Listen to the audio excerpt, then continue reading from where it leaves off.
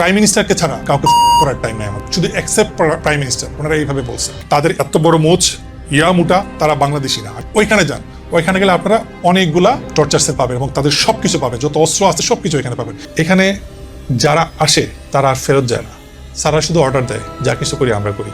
বলছে শরীরটা দেখতেছেন না, 6 ফিট শরীর, উনি অনেক লম্বা, যে শরীরটা এই শরীর অনুযায়ী পিটাই, জামা কাপড় খুল, আমরা তুই তো শুটিং করস ক্যামেরার সামনে, আজকে তোর আমরা আরেকটা শুটিং করবো, একদম ল্যাংটা শুটিং করবো, চিন্তা করিস না, আমাদের নায়িকার ব্যবস্থাও আছে, তুইও ল্যাংটা থাকবি, তোর নায়িকাও ল্যাংটা থাকবে। একজন নিয়ে আসছে শক, যেটা ইলেকট্রিক শক, 2টা ইলেকট্রিক শক নিয়ে আমার চুলের উপর দিয়ে আওয়াজ হচ্ছে, ইলেকট্রিক শক ঠাস ঠাস করে আওয়াজ হচ্ছে। কতজনকে তারা মারছে এবং গুম করছে সেই বিবরণ আমাকে দিচ্ছিল। আমি রেবে যখন ছিলাম আমি চেয়েছিলাম যে আমি রিটায়ারমেন্টে যাব, তো প্রধানমন্ত্রী তো আমার ছাড়তেছে না, তোর প্রধানমন্ত্রী আমার এই না ডিজিএফআইতে ঢোকাইল, এটা ওনার মুখের কথা। সবার একটা ধারণা যে ডিজিএফআই এর মেইন হেডকোয়ার্টারটা হচ্ছে যে 14 তলা বিল্ডিংটা গ্লাসের, ওইটা কি মনে করছে যে আয়নাঘর। হঠাৎ করে ফেব্রুয়ারির 4 তারিখ আমার কাছে প্রথম ফোনটা আসে বিভিন্ন নাম্বার থেকে। প্রথমে ওনাদের হেডকোয়ার্টারের নাম্বার থেকে আমাকে ফোন দেয়, তারপরে যখন ওইটা না ধরি তখন ওনাদের সেলফোন নাম্বার থেকে আমাকে ফোন দেওয়া হয়। আমি সেটাও ধরি না, কারণ এত ফোন আমার কখনো আমার ফোনে আসে না। 7 তারিখে শুধুমাত্র একটা দিনই মনে আমাকে ফোন করা হয় নাই। তো আমি তখন বলতেছি দেখো এগুলা ফাইজলামি করছে, আমরা ডিসকাস করছিলাম আর কি, যে আমি আমার ওয়াইফ যে এগুলো কোনো স্ক্যাম মনে হয়, স্ক্যাম কোনো একটা বাজে উদ্দেশ্য নিয়ে ফোন দিচ্ছে, এরকম কিছু একটা। এই তো আজকে তো ফোন দিল না। 7 তারিখ ফোন দেয় নাই, 8 তারিখ থেকে আবার ফোন দেওয়া শুরু। 8 তারিখে ফোন দিল, আবার 9 তারিখে গ্যাপ, 9 তারিখে ফোন দেয় নাই, 10 তারিখ থেকে আবার ফোন। 12 তারিখে আমার ওয়াইফকে ফোন দেওয়া হলো, ফোন দিয়ে আমার ওয়াইফকে নানান রকমের, প্রথমে তো থ্রেট দেয় নাই, প্রথমে ভাবি আসসালামু আলাইকুম, উনি ওনার পরিচয় দিয়েছে, আমার নাম নওফেল। আমার ওয়াইফ জানতে চাচ্ছে আপনার নাম বলেন, আপনি নাম বলছেন না কেন, আপনি ফোন দিয়েছেন, আপনার পরিচয় তো বলবেন আগে, আপনি পরিচয় ছাড়া আপনি কিসের কি। তো বলছি যে আমার নাম নওফেল, এরকম বললো। বলার পরে আপনার হাজব্যান্ড তো বিভিন্ন অপরাধমূলক কাজের সাথে, রাষ্ট্রদ্রোহী কাজের সাথে সম্পৃক্ত, আপনি আপনার হাজব্যান্ডকে একটু কালকে পাঠান আমাদের অফিসে। আমার ওয়াইফ বলতেছে যে কেন আমার হাজব্যান্ড ওখানে যাবে কেন, আপনার পরিচয় কি। আমার ওয়াইফ বলছে আপনি সেটা আগে বলেন, দরকার আপনি আমার বাসায় আসেন, কি বলতে চান সামনাসামনি কথা বলি। আর সেটাও যদি না পারেন, আপনি তো পুরুষ মানুষ, আপনি রেস্টুরেন্টে বসেন, কালকে কোথাও বসি আমরা, সেখানে কথা বলি। তো অবশ্যই বসবো আমরা, হাজব্যান্ডকে একটু পাঠান, আমরা ওনার সাথে একটু কথা বলবো, অনেক দাওয়াত খাওয়া যাবে, অনেক কিছু করা যাবে। তো এইভাবে করলো। তারপর বলতেছে যে ভাবি একটু রাখেন, আমার স্যার আমাকে ডাকছে, আমি আপনাকে আবার 5 মিনিট পরে ফোন দিচ্ছি, বলে ফোনটা রেখে দিল। তো মানে ফোন রাখার আগে বলতেছে যে আপনি কিন্তু 5 মিনিট পরে ফোন দিবেন, আমার ওয়াইফ বলছে, আমি আপনার কলের জন্য ওয়েট করছি। তো জি ভাবি আমি কল দিচ্ছি। তারপর 5 মিনিট পরে আবার কল দিচ্ছে। তো আমার মনে হলো যে ওনাদের আশেপাশে অনেক মানুষজন, হয়তো বা আমার কল রেকর্ড হচ্ছে বা এরকম কিছু একটা, বা আমি কোনো একটা স্ক্যামের মধ্যে ফেসে যাচ্ছি, এরকম কিছু একটা। আবার ফোন দিল, তো যে ভাবি ভালোভাবেই বলছি, ভদ্রভাবেই বলছি, আপনি কালকে আসে এই আপনার হাজব্যান্ডকে পাঠান, আমরা বেশিক্ষণ সময় নিব না, 10 মিনিট কথা বলবো। আপনি তো এই এলাকাতেই পড়াশোনা করেছেন, এখানে স্কুলে পড়েছেন, আদমজিতে কলেজে পড়েছেন, মানে ওর ব্যাপারে অনেক ইনফরমেশন জানে। বলে যে ঠিক আছে, আপনি, আমার ওয়াইফ তখন বিরক্ত হয়ে ফোনটা রেখে দিছে। তো এইভাবে গেল। 13 তারিখে তখন থেকে আমাদের মধ্যে কেমন একটা সিচুয়েশনটা কেমন খারাপ হচ্ছে আর কি, আস্তে আস্তে বাসার সিচুয়েশনটা। তো 13 তারিখে হঠাৎ করে, তখন পর্যন্ত আমরা আমাদের অন্যান্য ফ্যামিলি মেম্বার থেকে ব্যাপারগুলো জানাইনি। 13 তারিখে আমি ঈশান নামাজ পড়ে বাসায় ঢুকলাম, বাসা ভর্তি মানুষ, আমার খালা দেখি কথা বলছে আমার মামার সাথে। তো মামা, ওই যে বললাম যে লেফটেন্যান্ট কর্নেল আমার মামা, উনি অবসরে গিয়েছেন। তো উনি তখন বাংলাদেশে ছিলেন না, উনি ব্যাংককে ছিলেন। তো খালা আমাকে বলতেছে যে রানা তোমার মামা তো ফোন দিছে, তোমার সাথে কী ব্যাপার নিয়ে যেন কথা বলবে, একটু কথা বলো তো। তারপর আমি পাশের রুমে গেলাম, পাশের রুমে গিয়ে মামার সাথে কথা বলছি। মামা আমাকে বলতেছে যে তুই এই নামে কাউকে চিনোস, যে একজন লেফটেন্যান্ট কর্নেল আমাকে ফোন দিয়েছে। আমি বললাম যে কে, আমি তো চিনি না। যে আমাকে ফোন দিচ্ছে, তোকে যাইতে বলতেছে। তো আমি জিজ্ঞেস করলাম যে কী রিজন। তো বললো যে স্যার আপনাকে বলা যাবে না, আমরা তো যে কোনো কারণেই মানুষকে ডাকতে পারি, আপনি তো আমাদের প্রসিডিওর জানেনই, যে কোনো কাজে আমরা ডাকতে পারি। তো আমাকে এইভাবে বলছে, আমাকে খুব রিকোয়েস্ট করে বলছে। আবার এটাও বলছে আমাদের আর 2 দিন আছে আমাদের শিফটটা, যদি আমাকে মানে আমার কাছে আসে শিফট, মানে উনি যদি আসেন তাহলে ভালো হবে। যদি এই কাজটা যদি অন্য কেউ নেয়, মানে অন্য শিফট কারো কাছে যদি পড়ে, তাহলে তখন এটা স্যার আমাদের হাতে আর থাকবে না। আমার মামাকে এটা বলছে আর কি, মানে আমাদের কাছে উনি আছেন, খুব উনি সেফ থাকবেন, বাট অন্য কেউ যদি এই কেসটা হ্যান্ডেল করে তাহলে আমরা বলতে পারছি না সেটা কী হবে। তো এটা কাইন্ড অফ একটা থ্রেট, মামাকে একটা থ্রেট দিল।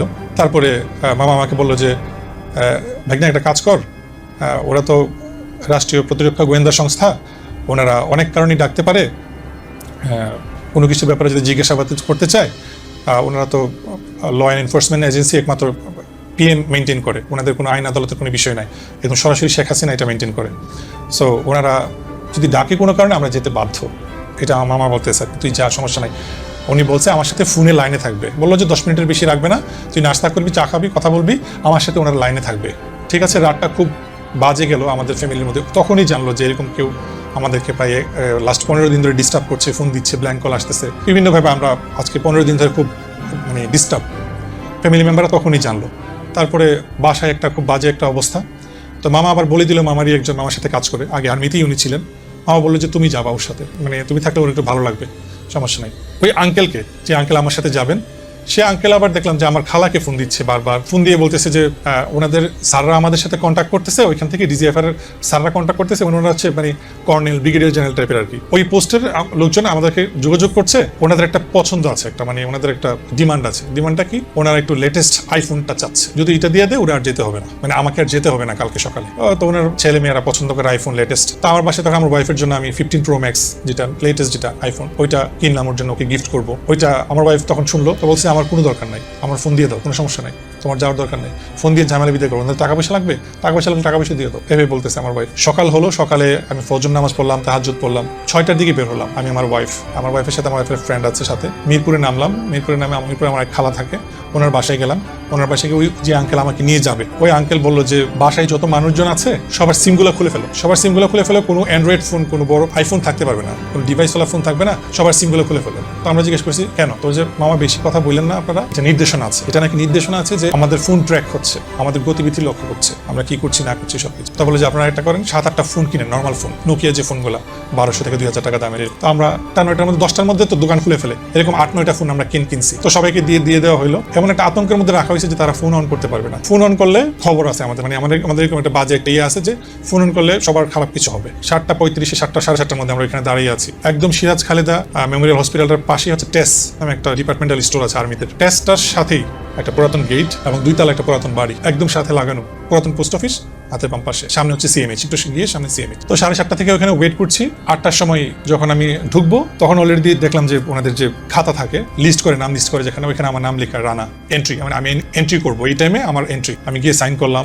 যখন ঢুকলাম তখন এয়ারপোর্টের মতো স্ক্যান করা হলো, যখন ইমিগ্রেশন ঢুকি না, যখন সিকিউরিটি চেক-ইনে আমরা যাই, পুরো স্ক্যান করা হলো। আমার ওয়ালেট ফোন যা আছে ওনারা রেখে দিল, ওই আঙ্কেলও সবকিছু রেখে দিল, রেখে ওনাকে যে রিসেপশন রুমটা ছিল ওইখানে বসায় রাখলো, আমাকে শুধু ঢুকতে দিল, বলে যে আপনি না। কিন্তু কথা ছিল উনিও সাথে যাবে, 10 মিনিট মামা ফোনে লাইনে থাকবে, ওই আঙ্কেলের সামনে আমাকে যা জিজ্ঞাসাবাদ করা করবে, তারপর আমাকে ছেড়ে দিবে। ওই আঙ্কেলকে বললো যে আপনি না, শুধু উনি যাবে। তা আমার ফোন টোন ওরা সিজ করে সব রেখে দিল।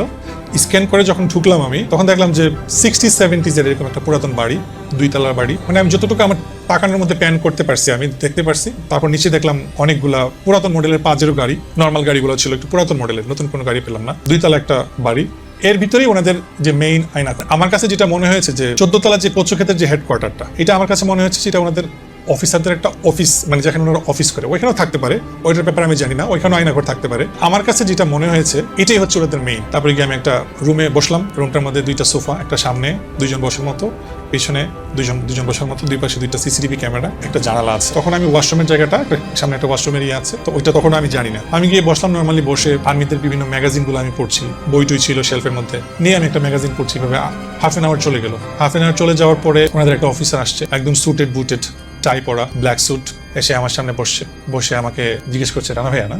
ও আচ্ছা। উনি আমাকে পা থেকে মাথা পর্যন্ত দেখছে, আমি ওনাকে দেখলাম। ওনাকে আমি জিজ্ঞেস করলাম যে স্যার আপনি কি আমাকে কল করেছিলেন? বলছে সেটা আপনার জানার দরকার না কে কল। তো আমি বললাম যে আপনি কি মেজর মাহবুব? তো বললো যে কথা বলার দরকার নাই, স্যার যা বলার স্যার এসে বলল। তারপর উনি কিছুক্ষণ বসে আমার বিভিন্ন ক্রস কোয়েশনিং করছে। করিডোরে উনি বের হয়ে গেল। বের হয়ে যাওয়ার পরে এর 15-20 মিনিট পরে আমি তখন অলরেডি বসে একদম নর্মাল, একদম নির্ভার নিশ্চিন্তে আমি, কারণ আমি জানি যে ওনারা আসলে 10 মিনিট কথা বলবে আমার সাথে, তারপর তো আমি বাসায় চলে আসবো। আমার সবকিছু নর্মাল। আজকে যে আমার এত বড় একটা অনুষ্ঠান, আমার অ্যানিভার্সারি অনুষ্ঠান, সবকিছু ঠিক। আমার মাথায় ওইটা একটা বারের জন্য কাজ করে নাই যে ওরা আজকের দিনটা আমার সাথে ম্যাচ করবে ভয়াবহভাবে। ওনাদের যে মেইন অফিসার যে উনি আসলো, উনি একটা ক্রিম কালারের স্যুট পরা ছিল, টাই পরা, ওনারা সবাই স্যুট পরা, আর কোমরের মধ্যে একটা পিস্তল আর ওনাদের ডিজিএফআই আইডি কার্ড ঝুলছে প্রত্যেকের কোমরের মধ্যে। তারপরে এসে বসার পরে আমাকে বলতেছে হেই ডু ইউ নো এটা কোন জায়গা? ইংলিশে আমাকে বলছে। তাই মনে হচ্ছে না আমি জানি না। তো বললো যে জানার কথা না। আমার বলতেছে জানার কথা না। তারপর উনি এইভাবে বসে আমাকে বলতেছে ক্যান্সার চিনেন তো না? ধরেন পায়ের মধ্যে ধরেন ক্যান্সার হইলো, তখন আমরা কি করি? ধরেন আপনার এখানে ক্যান্সার হইলো, আমরা তখন কি করি? পাটা কেটে ফেলে দিই, তাই না? যে আপনি ওই জায়গায় আসেন। এটা হচ্ছে ওনার প্রথম কথা স্টার্ট। তারপরে বলে যে শুরু করে। বললাম স্যার হোয়াট? কি শুরু করবো? বলছে শুরু করেন, আপনি কি কি করেন, কি কি করছেন সব আমরা জানি, আপনি কি কি লেখালেখি করেন, আপনি কি কি সংগঠনের সাথে আপনি জড়িত, আপনি জঙ্গি সংগঠনের সাথে জড়িত না আরো কি কি সাথে জড়িত, আমরা সবকিছু জানি। এমন ভাবে পাজল করে ফেলছে, মানে আমি ওনাদের কথা কি অ্যান্সার দিব? যখন আমি না করতেছি যে আমি এটা করি নাই বা এটা আমি জানি না, ওনাদের দেখতাম যে ফেসের মধ্যে একটা ভয়াবহ একটা রূপ। যখনই আমি না করি বা বলি যেটা আমি করি নাই বা এটা আমি জানি না, তখন দেখলাম যে ওনারা আমার প্রতি খুব খেপে যাচ্ছে, এমন একটা অবস্থা। তারপরে আমাকে বলতেছে সবকিছু আপনি শেয়ার করেন, তাহলে এই আসছেন আর কিন্তু আপনি যেতে পারবেন। পুরো টোটাল অ্যাটমসফিয়ারটা এরকম ভয়ঙ্কর ছিল, আমি বুঝতে পারছিলাম যে আমি খুব কোনো একটা বড় কিছুতে আমি ফেসে যাচ্ছি, মানে আমি এটা আমার বারবার মনে হচ্ছে, এবং সেটা আমার লাইফ থ্রেটেনিং, খুব ভয়াবহ কিছু একটা হতে যাচ্ছে। ফোন কই, আপনার ডিভাইস কই, আমার বাসায় কি কি ডিভাইস আছে? আমি বললাম আমার বাসায় আমার ফোন আছে, আমার আইপ্যাড আছে, আমার ওয়াইফের ফোন আছে, আর বাসায় কম্পিউটার ল্যাপটপ এগুলো আছে। তো বলে যে আমাদের তো এগুলো লাগবে, আমাদের এগুলো লাগবে বলে ওনারা বলে যে আপনার ফোনটা কই, ফোনটা দেন। আমার ফোনটা নিয়ে নিল ওনাদের কাছে। ফোনটা নিয়ে ওনারা আমার সোশ্যাল মিডিয়ার প্রত্যেকটা ইয়েতে আমার পাসওয়ার্ডগুলো ওনারা একটা কাগজ দিল, কাগজের মধ্যে লিখতে বললো, আমি আমার সোশ্যাল মিডিয়ার পাসওয়ার্ড সবকিছু। আমি ওনাদেরকে একটা পর্যায়ে বলছিলাম যে আপনারা আমার সোশ্যাল মিডিয়াতে আপনারা কেন ঢুকবেন? তা বলে যে কোনো কথা বলবেন না, একদম মেরে ফেলবেন। ওনারা আমার সোশ্যাল মিডিয়াতে ঢুকলো, আমার পাসওয়ার্ড নিয়ে প্রত্যেকটা ইয়েতে ঢুকলো। হঠাৎ করে বললো যে আমার বাসায় ফোন দিয়ে বলে যে আপনি আপনার বাকি ফোনগুলো, আপনার বাসায় কি কি ডিভাইস আছে এগুলো নিয়ে আসতে বলে। তারপরে আমি আমার ওয়াইফকে ফোন দিলাম, বাসার ফোন আর তোমার ফোন যা যা আছে এগুলা নিয়ে আসো। তো আমার ওয়াইফ ফোন নিয়ে আসলো। তো মোহাম্মদপুর থেকে ক্যান্টনমেন্টে আসা, ওই দিন আবার ভ্যালেন্টাইন্স ডে, রাস্তায় হিউজ জ্যাম, ও একটা মেয়ে মানুষ, রাস্তায় গাড়িও ওইভাবে অ্যাভেলেবেল না, আমাদের যেহেতু কার নাই, সো সিএনজি ছাড়া কোনো ভরসা নাই। সো ওই মুহূর্তে সিএনজি পাওয়াটা খুব টাফ ছিল, কারণ আমি ওনাদের কাছে বন্দি, ও বাসায় এত কিছু টেক কেয়ার করতেছে, বাসায় যে কেউ রান করবে এই বিষয়গুলোতে, কারণ অন্যান্য বিষয়গুলো তো ওনাদের টেক কেয়ার করতে হবে। তো ও ফোনগুলো নিয়ে আসলো, নিয়ে এসে ওনাদের কাছে দিল। ওনাদের একটা লোক আসছে, বাইকে করে আসছে। পরে আমি যেটা শুনতে পারলাম, যারা এই ডিভাইসগুলো পিক করলো, জাহাঙ্গীর গেটে আসলো, ওই যে ক্যাপ্টেন্স যে রেস্টুরেন্টে, ওইখানে দাঁড়াইতে ওরা বললো, ওইখান থেকে ডিভাইসগুলো নিল, বলে যে আপনি চলে যান, আমাদের স্যার সবকিছু হওয়ার পরে ওকে ছেড়ে দিবে। তারপর আমার ওয়াইফ ও তো দিতে কানাকাটি, খুবই বাজে অবস্থা, ও এখান থেকে যাবে না এমন একটা অবস্থা। আমার ওয়াইফের সাথে ওর একটা ফ্রেন্ড ছিল, ও কোনো মতে বুঝাই টুঝে একবার প্রথমবারের মতো বাসায় নিয়ে গেল। ওর তখনও থ্রেট দেওয়া হয়েছে যে বাসায় গিয়ে যেন ও কাউকে কিছু না বলে। ও বাসায় গেল, বাসায় গিয়ে 5 মিনিটও বসতে পারলো না। ওই মুহূর্তে আবার আমাকে দিয়ে ফোন করে বলা হলো যে পাসপোর্ট লাগবে, আমার পাসপোর্ট চাওয়া হলো। আমি আমার ওয়াইফকে তখন আবার ফোন দিলাম, মানে ওরাই ফোনটা দিল, ফোন সব কিছু তো ওদের কাছে, আমার ফোনটা দিল, আপনি আমার ওয়াইফকে বলেন, কারণ আমার পাসপোর্টে আমি বলছি যে আমি দেশের বাইরে পড়াশোনা করেছি, আমার ইউকের ভিসা আছে সব কিছু। তো বলে যে এই ওর পাসপোর্টটা নিয়ে। আমি আমার ওয়াইফকে ফোন দিলাম, বললাম যে তুমি পাসপোর্টটা নিয়ে আসো। তারপরে ও পাসপোর্টটা নিয়ে আসলো আবার এইভাবে মোহাম্মদপুর থেকে। তারপরে যখন পাসপোর্টটা দিয়ে যখন দাঁড়ায় রইলো, আবার কিছুক্ষণ পরে বললো যে বাসায় আর কি ডিভাইস আছে। তারপরে ওরা কাইন্ড অফ তুই তো গাড়িতে চলে আসলো, এর আগ পর্যন্ত আপনিতে ছিল, তুই তো গাড়িতে চলে আসলো।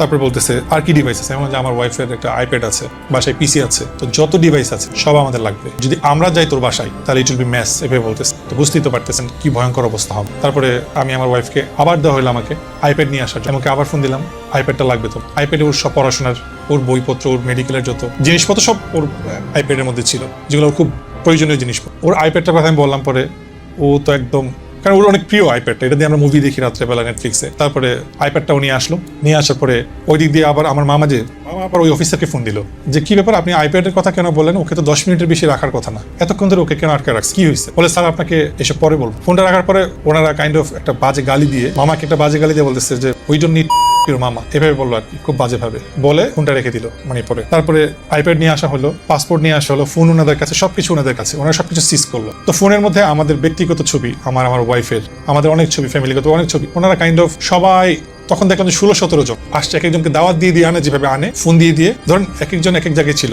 দায়িত্বরত, তাদেরকে ফোন দিয়ে এই তুমি কই আছো, এভাবে প্রায় 16-17 জনকে ডেকে নিয়ে আসছে। কেউ পায়ে উপরে এভাবে পা উপরে তুলে বসছে সোফার উপরে, কেউ এভাবে কারো ঘাড়ে হাত দিয়ে, মানে এটা যেন একটা, আমি যেন একটা জলসা ঘর, একটা তামাশা ঘর, আমি একটা তামাশার মধ্যে পড়ে গেছি। সবাই কাইন্ড অফ আমাকে নিয়ে একটা তামাশা করবে। এক পর্যায়ে আমাকে বলতেছে জামা কাপড় খুব, তুই তো শুটিং করস, আজকে তোর আমরা আরেকটা শুটিং করবো, একদম ল্যাংটা শুটিং করবো, তো চিন্তা করিস না, আমাদের নায়িকার ব্যবস্থা আছে, তুইও ল্যাংটা থাকবি, তো নায়িকাও ল্যাংটা থাকবে, আমরা শুটিং করবো। তারপরে আমার জামা কাপড় খুলতে নিছিল, ঠিক ওই মুহূর্তে আমাদের মহিলা একটা অফিসার বলতেছে কি স্যার শুটিং করছেন নাকি? তো বলছে জি ম্যাম। তো ওই মহিলাটা ঢুকছে, পরে আমি তো এইভাবে ছিলাম, আমি তো দেখি নাই, বাট ভয়েসটা শুনলাম। ওই মহিলার কারণে হয়তো আমার জামা কাপড়টা খোলা হয় না। আর কিছুক্ষণ পরেই সবাইকে দাঁড়া করে এলো, যে অফিসারগুলো ছিল, ওনাদেরকে দেখে আমার বেশ কয়েকজনকে মনে হয়েছে তারা বাংলাদেশি না, তাদের অ্যাকসেন্ট, বডি ল্যাঙ্গুয়েজ, আমাদের বাংলাদেশিদের ফিগার তো আমরা জানি। তো এক একজনকে পরিচয় দিচ্ছিল, মানে তাদের মানে এক একজনের আইডেন্টিটিটা এইভাবে ওনারা বলতেছিল যে আমি এতটা এনকাউন্টার করছি। একজন বলতেছে, প্রথম যে বলছে আপনি আমার চিনেন না এখনো, কিন্তু এখন চিনি, এই হাত দিয়ে 157 জনকে এনকাউন্টার, 157 জনকে এনকাউন্টার।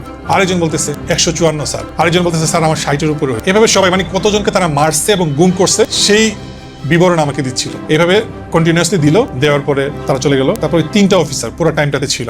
এর আগে যতক্ষণ তামাশা করার আমার সাথে, আমাকে মেন্টালি টর্চার করার সেটা করছে। তারপরে তারা দিস্তার পর দিস্তা কাগজ, সাদা কাগজ নিয়ে আসছে আমার কাছে, বলে যে আপনি লেখালেখি পছন্দ করেন, আজকে আপনার ইতিহাস লিখেন, যত মনে চাই ইতিহাস লিখেন, বাট সত্য লিখতে হবে। দিয়ে আমাকে এতগুলো সাদা পেপার দিল, কাগজ দিল। আমি বললাম যে কি লিখবো? বলে যে আপনি এটা করছেন, জঙ্গি এটা করছেন, এটার সাথে জড়িত ছিলেন, জামাত শিবির, আপনি এই পোস্ট করছেন, এই সবকিছু আপনি লিখেন। তা আমি আমার কাইন্ড অফ ফোর্সফুলি সবকিছু করাচ্ছে, লিখাচ্ছে, এই করছে। লিখে দেখে আবার ওনারা পড়ে, একজনকে শোনায়, মানে স্কুলের পড়ার মতো আর কি, একজনকে শোনাচ্ছে। বলছে আবার লেখে। তাই আমি ভাবলাম যে হয়তো আমার লেখায় মনে কোনো ভুল হয়েছে, এই জন্য আমাকে আবার লিখতে বলছে। 2বার গেল, 2বার আবার লিখলাম, সেম জিনিসগুলো লিখলাম, অনেকগুলো পেজ লিখলাম। লিখার পরে ধরেন সবসময় তো এক সেন্সে আমি লিখতেছি না তা না, একটা মিস্টেক হইতে পারে, একটা অক্ষর বা একটা লাইন বা একটা সেন্টেন্স বা একটা ওয়ার্ড মিস হতে পারে। এটার সাথে আগেরটা কেন ম্যাচ করলো না, আগের লেখাটা কেন ম্যাচ করলো না, একটু আগে যেটা লিখে দিলাম, সেই জন্য তারা খেপে গেছে, ওইটা ছিঁড়ে ফেলছে। ছিঁড়ে আমাকে আবার মুখের উপর ছিঁড়ে মারছে, আমি আবার যেন লিখি। এভাবে মানে আমি 1 দেখে 1.5 দিস্তা আমি লিখছি, শুধু আমার হাত ব্যথা হয়ে গেছে। আমি জীবনে এত, আমার এক্সামে এত লেখা লিখি। এভাবে লিখলাম। লেখানোর পরে ওনারা স্ট্যাম্প নিয়ে আসলো, 300 টাকার স্ট্যাম্প। একটু পরে নিয়ে আসলো, তখন সন্ধ্যার দিকে স্ট্যাম্প নিয়ে আমাকে ইচ্ছা মতো জোর জবরদস্তি করে আমি এই সংগঠনের সাথে কি হক্কাতুল জিহাদ আর কি জিহাদ, বিভিন্ন কয়েকটা জিহাদ সংগঠনের, এগুলো আমাকে লিখতে বললো। আমি অনেক কিছু আমাকে লিখাইছে, এই দিয়ে পিস্তল তাক করা অলরেডি আমার ইয়াতে। এর একটু পরেই আমি যখন স্টেটমেন্টটা দিলাম, লিখে দিলাম, লেখা দেওয়ার পরে ওনারা একজনকে বললো যাও জিনিস নিয়ে আসো, কথাটা ছিল এটা এইভাবে। তো একজন গেল, একটু ইয়াং টাইপের একটা ছেলে ওনাদের ভিতরেই। তারপরে কয়েকজনকে ফোন দিল, এইভাবে কয়েকজনকে ফোন দিল, এক একজনের কাছে এক এক জিনিসপত্র। একজন নিয়ে আসছে শক, যেটা ইলেকট্রিক শক প্যাকেট, নতুন একটা প্যাকেট, পলিথিন থেকে বের করে সুন্দর করে এইভাবে আমাকে দেখাচ্ছে, আমার কাছে এনে এইভাবে দেখাচ্ছে, মানে আমার মুখের কাছে এসে আমাকে এভাবে ভয় দেখাচ্ছে। তারপরে আরো কয়েকজনে মিলে এমন কিছু অস্ত্র নিয়ে আসছে, যে অস্ত্রগুলো আমি নেটফ্লিক্সে থ্রিলার মুভিতে, সাইকো থ্রিলার মুভিতে আমি দেখেছি। এরকম লোহার রডের মতো, এরকম বড়, এতটুকু হবে একটা অস্ত্র। এটা চতুর্দিকে লোহার কাটার মতো, চতুর্দিকে শুধু ধরার মতো একটা স্টিকের মতো এই জায়গাটা আছে, আর পুরো জায়গাটা হচ্ছে লোহা দিয়ে, চতুর্দিকে লোহা। এটা একটা দেখলাম। হরর থ্রিলার মুভিতে যেগুলো দেখি, সাইকো থ্রিলার মুভিগুলোতে যেগুলো টর্চার সেলগুলোতে যেইগুলো ইউজ করা হয়, আমি বাংলাদেশে কোনোদিন চিন্তা করি না যে এরকম কোনো অস্ত্র বা এরকম কিছু আছে। এমন টাইপের কিছু প্লাস বা কাটার, যেগুলো দিয়ে নখ কাটা হয়, নখ তুলে ফেলা হয়, জিব্বা তুলে ফেলা হয়, চোখ তুলে ফেলা হয়, বিভিন্ন রকমের, মানে এভাবে রাখছে একটা জায়গার মধ্যে, মানে আমার চোখের সামনে রাখছে। এগুলো 20 থেকে 25টা হবে, মানে এই অস্ত্র আমি আমার জন্মের পর কোনোদিন দেখি। এগুলো রাখছে, রাখার পরে একজন এসে আমার এখানে পা তুলে আমার চুলের উপর দিয়ে ইলেকট্রিক শর্ট, আমার শরীরে টাচ করে নেই। একটা ভালো জিনিস হয়েছে, সেটা এই 2 দিন ওদের কাছে ছিলাম, আমার বডিতে টাচ করে নেই, কিন্তু ওরা আমাকে ভয় দেখাইছে। একজন এখানে পাটা রাখলো, পাটা রেখে 2টা ইলেকট্রিক শক নিয়ে আমার চুলের উপর দিয়ে আওয়াজ হচ্ছে, ইলেকট্রিক ঠাস ঠাস করে আওয়াজ হচ্ছে, কিন্তু আমার গায়ে দিচ্ছে। আরেকজন আসছে হচ্ছে ওই কাটার নিয়ে, যেগুলো দিয়ে জিভ কাটা হয়, ঠোঁট কাটা হয়, নখ কাটা হয়, উপরে ফেলা হয়, এগুলো এসে আমার ঠোঁটের এখানে, আমার দাড়ির এখানে এভাবে এরকম করতেছে। আমি আওয়াজ শুনতেছি, আমার তখন এমন লাগতেছে মনে হচ্ছে আমি পাগল হয়ে যাবো, মানে আমার দমটা তখন বের হয়ে যাচ্ছে, এমন একটা অবস্থা, আত্মাটা ধুকধুক করতেছে, এরকম একটা সিচুয়েশন যে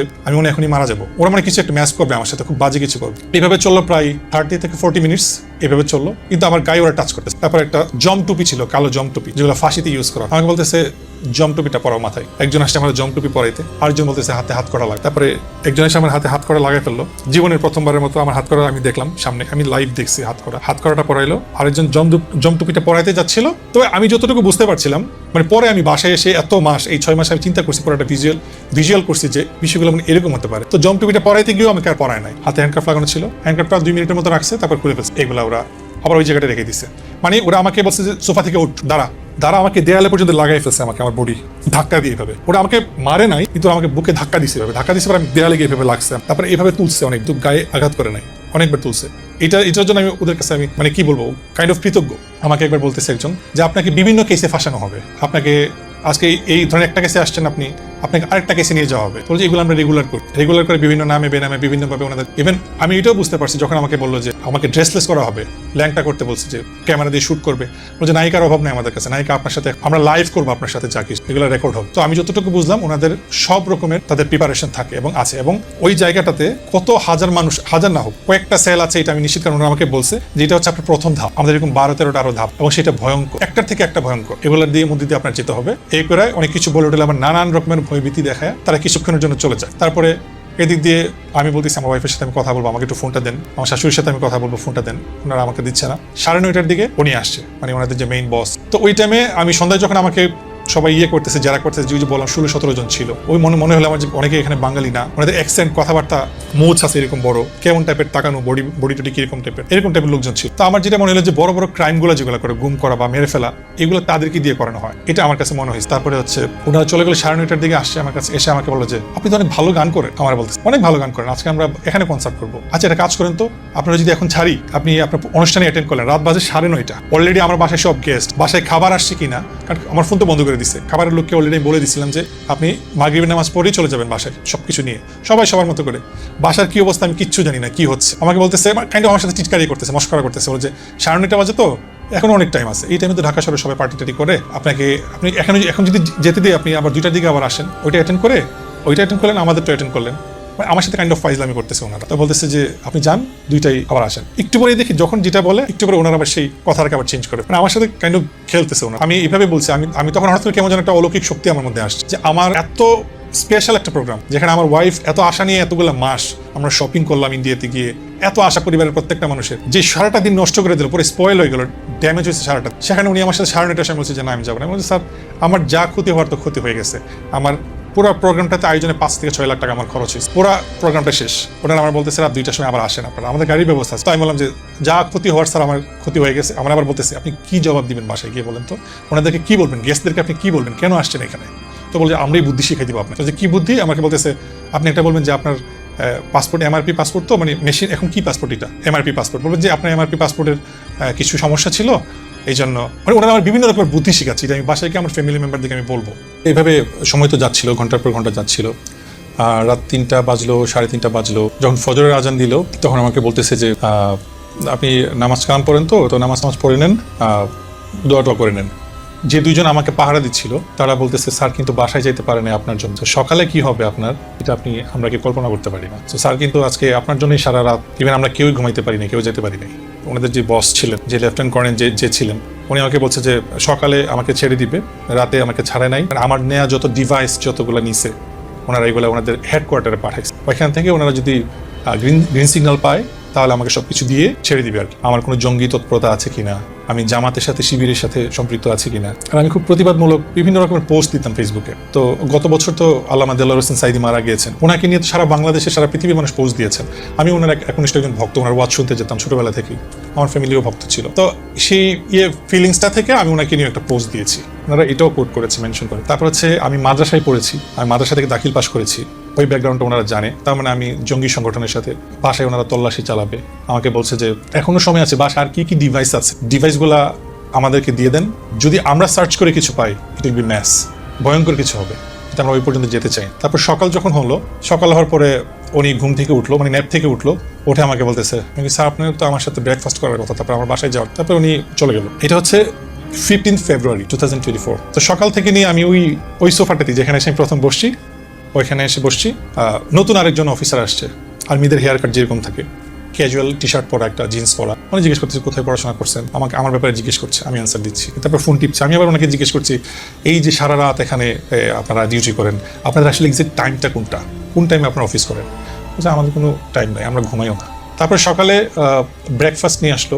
14 তারিখের ব্রেকফাস্ট ছিল একদম ওরস্ট, মানে এমন ওরস্ট। আমাকে একটা স্যান্ডউইচ দিয়েছে, পচা স্যান্ডউইচ, মানে মুখে নেওয়ার সাথে সাথে 2 দিক দিয়ে এটা বের হয়ে গেল, মানে খুব বাজে লাগছে স্মেলটা, আমার কাছে ভালো লাগে নাই। 15 তারিখ সকালবেলা আমাকে 2টা পরোটা দিল, ডাল ভাজি দিল, এটা দিয়ে বলে যে আপনি নাস্তা করেন। আমি বললাম যে আমি কিছু খাবো না। তো বলে যে সবকিছু কিন্তু কাউন্ট করা হয়, আপনি খাবেন না কেন, আপনার জন্য আনা হয়েছে, বাধ্য হয়ে আপনি খাইতে হবেন, এরকম একটা ব্যাপার। রাত্রেবেলা আমাকে ওনাদের যে মেসে রান্না হয়, আর্মিদের যে স্টাফ যে মেসে রান্না হয়, মানে খুবই মানে খাওয়ার মতো অবস্থা না, আসলে আমার ভালো লাগেনি আসলে। আমাকে দেওয়া হয়েছে, মানে কাইন্ড অফ জোর করে আমাকে খাওয়ানো হয়েছে, ভাত খাওয়ানো হয়েছে। আর হচ্ছে আইডেন্টিফাই করার জন্য ওদের ওই যে পানির বোতল দেয়, লেখা আছে সেনা কল্যাণ সংস্থা, সেনা বা এরকম কিছু একটা, মাম পানিও আছে আবার এরকম দেখলাম। তো এটা ছিল। তো 15 তারিখের কথা বলছি। 15 তারিখে সকাল থেকে নাস্তার পরে 2জন লোক 3জন লোক সারাক্ষণই আমার রুমে ছিল, মানে তারা হচ্ছে যে যারা ওনাদের অ্যাসিস্ট্যান্ট বিভিন্ন কাজগুলো করে, মানে নিম্ন পর্যায়ের পোস্ট আর কি, তারা আমাকে মানে গার্ড দিচ্ছিল আর কি। অফিসাররা ওই দিন থেকে সকাল থেকে আমার সাথে আর কোনো কমিউনিকেশন নাই, ওনারা আর আসতেছে না। 14 তারিখে তো আমার সাথে যা ভয়াবহ কিছু করছে, আমাকে ভয়ভীতি দেখাইছে, মেন্টালি টর্চার যাকে বলে। তো একজন গার্ডের সাথে আমার গল্প হচ্ছে, উনি বলছে আমার বাড়ি কোথায়, বললাম যে ব্রাহ্মণবাড়িয়া। ও আচ্ছা, ব্রাহ্মণবাড়িয়া, আমার তো এখানে ট্রেনিং ছিল। আমি 3 মাস শীতের সময় ট্রেনিং করেছি উইন্টারে। উনি ওনার গল্প করতেছে, আখড়াতে উনি ছিল, বিভিন্ন রকমের গল্প করতেছে। মানে আমার সাথে ভালো বিহেভ মনে ওই দুইটা মানুষই করছে। একজন যে ছিল একটু মিডল এজ, উনিও আমাকে বলছে এই জায়গাটা খুবই খারাপ। মানে উনিও আমাকে কাইন্ড অফ অবস্থাটা বোঝাচ্ছে যে এই জায়গাটাতে কি হয়। উনি আমাকে এমন কিছু ইনফরমেশন দিয়ে দেয় যেটা এখন আমি শুনতে পাচ্ছি চতুর্দিকে, যে আসলে কতটা ব্রুটাল ওয়ে, কত কি করে আর কি মানুষের সাথে, এবং আয়না ঘরে আসলে এক্সাক্ট ওনারা তখন বলছে যে এখানে যারা আসে তারা আর ফেরত যায় না। আপনি কি জন্য আসছেন সেটা জানি না, তো বলছে যে আল্লাহ আল্লাহ করেন, যদি ভাগ্য ভালো হয় তাও 9 দিন 7 দিন বা 1 মাস মানে আমি ব্যাক করার আর কি, মানে বাসায় যেতে পারবো, আর নাইলে আর ব্যাক করবেন না।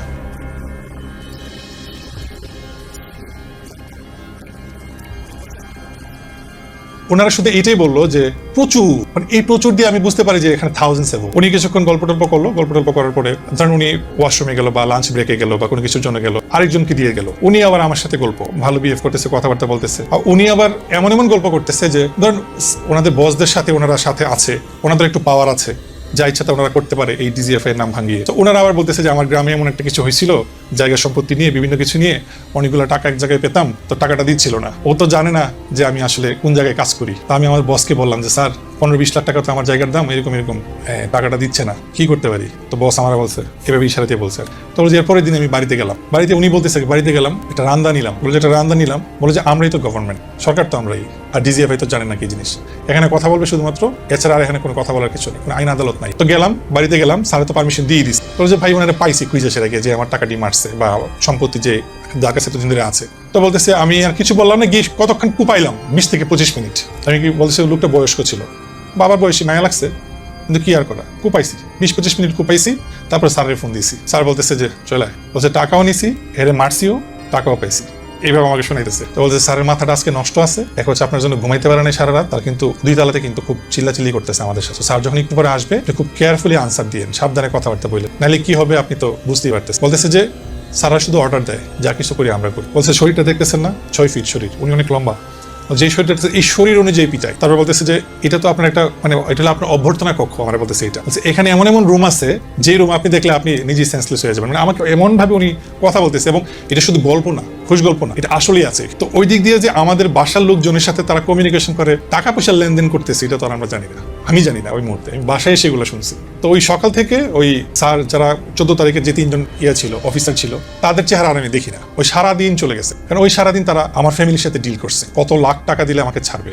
সারাদিন কোনো কমিউনিকেশন নাই, আমার সামনে আসে না, একটু আসে, একটা বলতেছে যে ল্যাপটপটা এখানে আছে, আপনি ধরেন নাই তো, আমার বলতেছে পাশে একটা ল্যাপটপ রাখা ছিল ওনাদেরই, যেটা দিয়ে আমার ফেসবুক দেখছে, আমার অ্যাক্টিভিটিস, আপনি ভালো গানও করেন, আপনি তো অনেক মিউজিক ভিডিও আছে, এভাবে বলতেছে। হ্যাঁ তো ধরেন নাই তো, আমি তো রাতে ছিলাম না এখানে, কোনো জন্য এবার আমি ধরিনি, কেন ধরবো? আমি ল্যাপটপটা নিয়ে ওনাকে আমি মানে আরেকজন যে অফিসার ছিল তাকে আমি ওই মূর্তি দেখছি, তারপর সে চলে গেল।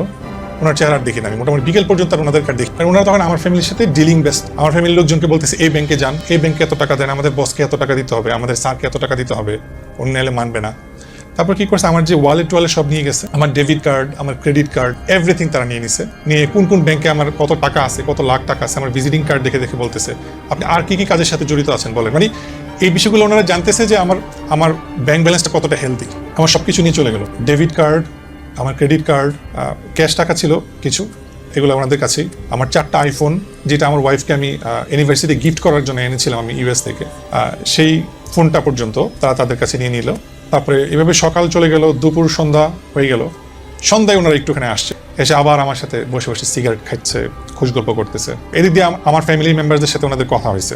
আমার মামা ওনাকে অনেকবার ফোন দিয়েছে, কথা বলেছে যে কখন ছাড়বেন, কি অবস্থা। তো স্যার কিছু নর্মাল কোয়েশ্চেন ছিল, তো স্যার ছেড়ে দিব, আসছে ঠিক আছে। মানে মামাকে ওনারা তুচ্ছতা ছিল করতেছে, এরকম একটা ব্যাপার। 14 তারিখে তো খুব বাজে বিহেভ করছে, মামার ফোনও ধরে নাই, রেসপন্সও করে নাই অনেকভাবে, কারণ মামা একজন আর্মি অফিসার, তারা এরকম, তাদের কিন্তু মানে কোর্সমেটই ধরতে গেলে একসাথে। আমার ফ্যামিলির সাথে তারা লিটারালি একটা গেম খেলছে। বাসায় যে মহিলা মানুষগুলো ছিল, আমার ওয়াইফ, আমার খালা, অন্যান্যরা যারা আত্মীয় স্বজন আরও যারা ছিল, তাদেরকে দৌড়ায় বারবার ক্যান্টনমেন্টে নিয়ে আসছে। এই মোবাইল দাও একবার, একটু পরে পাসপোর্ট দাও, একটু পরে আইপ্যাড দাও, পুরাটা টাইম তারা 14 তারিখে দৌড়াইছে। ওনাদের ডিমান্ড ছিল এটা তো আমি বাসায় এসে শুনছি। প্রথম যখন 1 লাখ ম্যানেজ করে দিছে, প্রথম 2 লাখ দিছে, 2 লাখ দেওয়ার পরে বলতেছে যে আচ্ছা ঠিক আছে আমরা একটু করে ছেড়ে দিব। তারপর বলতেছে যে আমি তখন একটা নাম শুনলাম, জিয়াউল নামে বা জিয়া নামে এরকম কারো নাম, যে আমাদের ওই স্যারকে দিতে হবে 1 লাখ। তারপরে মানে টোটাল 3 লাখ হয়েছে। তা আমাদের বাসার যারই যতটুকু যা ছিল, আমার খালার একটু গোল্ড ছিল, আমার ওয়াইফের যা ছিল সব বিক্রি করে ফেলছে, আমার শাশুড়িরও কিছু গোল্ড ছিল আমার ওয়াইফের কাছে, ওইগুলো সহকারে 3 লাখ টাকা দিল আর কি কচুক্ষেত থেকে, এবং ওনাদের লোক আসছে, ক্যাশ টাকা দিল, মাস পরে আসে টাকাটা পিক করছে, তারপরে চলে গেছে। 15 তারিখে আমাকে ওরা তেমন কিছুই বলে নাই, মানে ওনারা সব টাকা পয়সা সবকিছু ওনাদের মতো করে পেলো, আমার ফোনগুলা পেলো, তারপরে হচ্ছে পাসপোর্ট ওনাদের কাছে, আমার পাসপোর্টটা নিয়ে নিল বাসা থেকে এনে, তারপরে আমাকে 1:2টার দিকে আমাকে ছাড়লো, আমার ওয়াইফ এসে আমাকে নিয়ে গেছে আর কি। 14 তারিখে পুরো টাইমে ওনাদের এখানে ছিলাম। আমাকে বলা হয়েছে যে ওইখান থেকে যখন আমাকে ছাড়লো, আমাকে বললো যে আমার ওয়াইফ ফ্যামিলিকে বললো যে এখানে যা কিছু হয়েছে 2টা দিন 2টা রাত যা কিছু হয়েছে, আমি যেন একটা 2 অক্ষর শব্দের জন্য আমি বাইরে কোথাও এক্সপোজ না করি বা কাউকে না শেয়ার করি। আমাকে এইভাবে বলা হয়েছে, যদি বলা হয়, শুধু ওনারা এইভাবে বলতেছিল, এইভাবে দেখাচ্ছিল যে আমাকে মেরে ফেলবে। যখন আমাকে ছেড়ে দেয় আমাকেও বলছে এই কথাগুলো, এবং আমার ওয়াইফকেও বলছে যেন বাইরে গিয়ে এসব কিছু না বলি। ফেব্রুয়ারির পর 14 তারিখের পর আজকে 6টা মাস এই গভর্নমেন্ট চেঞ্জ হওয়ার পরে, কারণ আমাকে, আমার ওয়াইফকে, আমার ফ্যামিলিকে বলা হয়েছে যে আমরা নজরদারিতে আছি। আমার পাসপোর্ট ওরা 5.5 মাস, আমি গত মাসের 27 তারিখে আমার পাসপোর্ট পেয়েছি আমার হাতে। সেটা আমার মামাকে ফোন দিয়া, আমার মামাকে, মানে যেই মামা, আমার যে লেফটেন্যান্ট কর্নেল, আমার যে মামা, ওনাকে পর্যন্ত এই 5.5 মাস বিভিন্নভাবে হ্যারাস করা হয়েছে। ওনাকে অফিসে যেতে বলে, আজকে দিয়ে দিবে, ফোন দিয়ে দিবে, আজকে ফেসবুকের এটা দিয়ে দিবে, আজকে পাসপোর্ট দিয়ে দিবে, এই করে করে মামাকে কম হলে 20 থেকে 40 বার মামা গেছে। যাওয়ার পরে বলে যে আজকে তো সান নাই, আজকে পারতেছি না, আমাদের আরো ইনভেস্টিগেশন বাকি, এই বাকি সেই বাকি। এই লোকটাকে এত হ্যারাস করা হয়েছে, মামা পর্যন্ত বিরক্ত হয়ে গেছে শেষ পর্যন্ত। মামা অনেকটা রাগও হয়েছে আমাদের প্রতি, মানে ওনারও তো কাজ আছে, ওনারও তো উনি বিজি, ওনার ফ্যামিলি আছে, মানে ব্যাপারটা মামাই ডিল করতেছিল, মানে আমাদের কারোর সাথে আর কোনো যোগাযোগ করে না, আমার ওয়াইফের সাথে না। আমার ওয়াইফ বলছে যেদিন আমাকে ছেড়ে দেয় রাতের বেলা, আমার ওয়াইফ বলছে যে কোনো কিছু যাই হোক না কেন, আমি ওর ওয়াইফ হিসেবে তো এটা আশা করতে পারি যে কোনো, যদি আপনারা ইচ্ছা করেন যে কল দেওয়ার জন্য, প্রথম কলটা আমার কাছেই আসবে। আমার ওয়াইফ এটা বলে আসছে, তো ওনারা বলছে যে হ্যাঁ আপনাকে কল দেবো, কিন্তু আমার ওয়াইফকে কোনো কল দেওয়া হয়নি। কথাগুলো বলতে আমার মামার সাথে বলে মামাকে বারবার নেওয়া হতো, এই করতো সেই করতো, কিন্তু কোনো কিছু দিত না। তাদের কাছে আমার এখন 4টা ফোন আছে, আমার প্রায় 1 লাখের মতো ফলোয়ার, সেই ফলোয়ারের ফেসবুক আইডি আছে, পেজ আছে। তারা এই 6 মাস ধরে এটা আটকে রাখছে, তাদেরকে চাওয়া হয়েছে, তারা দিবে না, দেয় নাই, কোনো রেসপন্স করে নাই। বাংলাদেশের মানুষ কিন্তু শুধু পুলিশ পর্যন্তই জানে যে কোনো কিছু হইলে, ক্রাইম হইলে মানুষ পুলিশের কাছে যাবে, আর সর্বোচ্চটা জানে কি, ডিবি, ডিটেকটিভ ব্রাঞ্চ। কিন্তু আরও যে কিছু আছে, মানে আরও যে কিছু সংস্থা আছে যারা পুরো বাংলাদেশকে চালায়, এটা সাধারণ মানুষ বুঝে না। কিন্তু আমি এটা আজকে বলতেছি, পুলিশ হচ্ছে একটা আই ওয়াশ, চোর তাদেরকে ধরার জন্য পুলিশ, সর্বোচ্চ ডিবি যেগুলো হচ্ছে নর্মাল যে ইনভেস্টিগেশনগুলো করে। কিন্তু সারা বাংলাদেশের আপনি ইন্টারনেট বলেন, ইনফরমেশন বলেন, মানে তথ্য ভিত্তিক যত যা কিছু আছে, মানুষকে ফাঁসানো, এমপি বানানো, মন্ত্রী বানানো, চেয়ারম্যান বানানো, মেম্বার বানানো, এই সব কিছু করে ডিজিএফ, এভরিথিং। মানুষ এটা জানেই না, মানুষ শুধুমাত্র ওই যে পুলিশ পর্যন্ত আর ডিবি পর্যন্তই জানে। আরও যে সংস্থা আছে, ডিজিএফআই, এনএসআই, এসএসএফ, ওই সম্বন্ধে মানুষের কোনো আইডিয়াই নেই। তারপর যে অফিসারটা ছিল সে বলতেছে যে আমি র্যাবে ছিলাম 7 বছর 8 বছর, বুঝে নিত, আমি কাজ করতে চাই না, কিন্তু প্রধানমন্ত্রী তো আমার ছাড়তে চায় না, এভাবে বলছে কথা। আমি র্যাবে যখন ছিলাম আমি চাইছিলাম যে আমি রিটায়ারমেন্টে যাবো, তো প্রধানমন্ত্রী তো আমার ছাড়তে চায় না, তো প্রধানমন্ত্রী আমার এই না ডিজিএফআই তে ঢোকাইল, এটা ওনার মুখে। তো বলতেছে এই জন্য আমি এখানে। তো বুঝুন তো কত প্রিয় আমি প্রধানমন্ত্রী, আমার এইভাবে বলতেছে, খুব প্রাউডলি বলতেছে। আর বাকি অফিসারগুলো তো বলতেছিল এতজনের মারছে, এনকাউন্টার করছে, খুব প্রাউডলি। ওনাদের ফেসের মধ্যে কোনো ইয়ে নাই, অনুশোচনা বোধ নাই যে এতগুলো মানুষকে মারছে, এতগুলো মায়ের বুক খালি করছে, এতগুলা সন্তানের বাবাকে মারছে, অনেক মানুষ, হিসাব ছাড়া সেটা। এবং সবার একটা ধারণা যে ডিজিএফআই এর মেইন হেডকোয়ার্টারটা হচ্ছে যে 14 তলা বিল্ডিংটা গ্লাসের, ওইটা কি মনে করছে যে আয়নাঘর। অনেক মানুষ কিন্তু এটাও বলে যে আমার বাসা তো কাফরুলে, কোচো খেতে, প্রতিদিন আমি স্কুলে যাই, কলেজে যাই, বাজারে যাই, অফিসে যাই, এই বিল্ডিংটা তো চোখে পড়ে। এখন মানুষ বলতেছে এই বিল্ডিংয়ে যে এত কিছু হয় আমরা তো জানতাম না। এই যে এই সরকার পরিবর্তনের পরে মানুষজন যখন কথাবার্তা উঠতেছে আয়নাঘর নিয়ে, তখন কিন্তু মানুষজন এই ব্যাপারগুলো নিয়ে কথা বলছে। কিন্তু আমার বিশ্বাস সারা বাংলাদেশ তো অনেক জায়গায় ওদের এই টর্চার সেলগুলো আছে, গোপন সেলগুলো আছে, কিন্তু অন্যতম হচ্ছে এটা, যেটা আমি ছিলাম, আমার যেটা মনে হয়েছে, কারণ এটা পুরাতন বাড়ি, এইটা যদি কেউ ফাইন্ড আউট করতে পারে, আমি অনেক হিউম্যান রাইটস অর্গানাইজেশন কাজ করতেছে, আমি অলরেডি জানি, আমি তাদেরকে বিনীতভাবে অনুরোধ করতে চাই যে আপনারা প্লিজ এই জায়গাটাতে একটু দেখুন। ওই যে ওইটা ভুলে যান, 14 তলা বিল্ডিং, আয়নাঘর, কচু ক্ষেত, ওইটা ভুলে যান, আপনারা ওইটা জায়গাটায় যান। সিরাজ খালেদা মেমোরিয়াল হসপিটালের পাশে, সামনেই টেসের সাথের যে বিল্ডিংটা, পুরাতন বিল্ডিংটা, 2 তলা একটা বাড়ি, ওইখানে যান। ওইখানে গেলে আপনারা অনেকগুলা টর্চার সেল পাবেন এবং তাদের সবকিছু পাবেন, যত অস্ত্র আছে সবকিছু এখানে পাবেন। এবং ওইখানে যে কতগুলো গোপন আস্থানা আছে, অনেক আছে, এটা আমি বলতে পারি। এবং অনেক মানুষ এখনো বন্দী, তাদের এক্স্যাক্টলি অনেক লোকেশন আছে তাদের এই বন্দিশালা, যা এখনো পর্যন্ত পাবলিশ হচ্ছে। কিছু মাত্র অফিসারকে হয়তো বা চেক করা হয়েছে, তাদের চাকরি থেকে বরখাস্ত করা হয়েছে, কিন্তু তাদের সাথে যে আনুষঙ্গিক অন্যান্যরা যারা ছিল, যারা সম্পন্ন করছে, তাদেরকে পর্যন্ত ধরা উচিত, তাদেরকে পর্যন্ত জিজ্ঞাসাবাদে আনা উচিত। এবং আমি এই জিনিসটাও দেখছি, আমাকে যখন ওরা ছেড়ে দেওয়ার 20 মিনিট আগে আমি তখন ঈশান নামাজ পড়লাম। ঈশান নামাজ পড়ে তখন আরেকটা কেসের জন্য ওরা প্রিপারেশন নিচ্ছে। আমি সোফাতে বসা, আমি অলরেডি সোফাতে বসা, তখন 2জন লোককে ডাকা হই, এই ও কই, নামটা আমি শুনি, হিন্দু নামটা আমি শুনি নাই। তখন ওই অফিসারগুলোই বসা, 5-6 জন ছিল, ডেকে আনছে, ওনারা এইভাবে পিছিয়ে হাত দিয়ে দাঁড়াইছে, ইয়েস স্যার এইভাবে। তো ওনারা মানে আমার কাহিনী তো শেষ, আমার তো যা টাকা পয়সা পাওয়ার যা পাওয়ার গেইন করার তো পেয়ে গেছে, সব তো পেয়ে গেছে, এখন তো আরেকজনকে ফাঁসাইতে হবে। তো আমাকে মানে শুক্রবার বা শনিবারে ছাড়ছে, তো রবিবার আরেকজনকে আমার মতো মুরগা বানাবে, এরকম ভাবে বলদ বানাবে। তো সেই প্ল্যানটা তারা করতেছিল, আনছে দুজন। তাদের এত বড় মোচ ইয়া মুটা, তারা বাংলাদেশি না, আমি কসম করে বলতে পারি তারা বাংলাদেশ। দুইজনকে আনছে, বলতেছে যে ফোন করা হয়েছে এখান থেকে, সে ঢাকার বাইরে। আমি যতটুকু তাদের কথা শুনে বুঝতে পারছি সেই লোকটা ঢাকার বাইরের, নিশ্চয়ই প্রভাবশালী কেউ বা এরকম কেউ, হোয়াট এভার। ওনারা এমন ভাবে বলছে যে আমরা প্রাইম মিনিস্টারকে ছাড়া কাউকে করার টাইম নেই আমার, শুধু অ্যাকসেপ্ট প্রাইম মিনিস্টার। ওনারা এইভাবে বলছে আমার কাছে। তারপরে ওই দুজনকে নিয়ে আসলো, এনে বলতেছে, তাই আমি ওনাদেরকে তাকাইছি, তখন আমি কিছুটা রিল্যাক্স, আমি বাসায় তো যাচ্ছি। ওই দুইটা লোককে বলতেছে রবিবারে সকাল 8টায় স্ট্যান্ড বাই থাকবা এখানে, ইয়েস ওকে। সে বলতে ইয়েস স্যার, আবার ইয়ে করছে, স্যালুট। আরেকজন আসবে, আমি জানি না ওই লোকটার কপালে কি ছিল, ভাই ওই লোকটা বেঁচে আছে কিনা। এই এন্ট্রিটাও যদি দেখা হয় না, অসংখ্য এরকম রানা থাকে। আমি দেখি যে প্রথম নামটা আমার উপরে ছিল ওই দিনে আমাকে নিয়ে ওনারা টানা হেঁচড়া করবে, ড্রামা করবে, প্রথম নামটা আমার ছিল রানা। আসবে, টাইম লেখা 8টায় ঢুকবে।